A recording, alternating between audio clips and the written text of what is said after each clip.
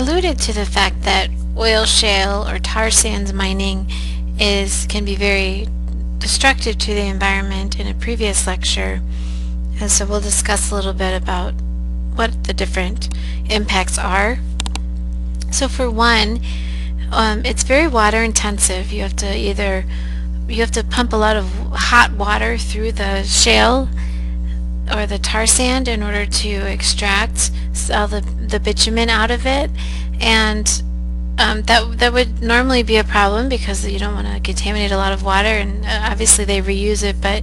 still there's a large volume of water that's contaminated with oil from the oil sands. But because these deposits tend to be on the western side of North America, where water is more of an issue and there tends to be less water available, it's even more of an issue. Also, it's very energy intensive to extract the bitumen or oil from the tar sands. It takes 2 tons, you have to move 2 tons of rock for every gallon of oil that you're able to extract from the rock, and so that takes a lot of energy, but it also denudes the landscape, so you have to dig up the landscape in order to extract that oil. The alternative is to in situ mining, and in this case, if you remember, you inject hot water and steam underground to extract the bitumen, and while this does not tear up the surface of the land, you are injecting a lot of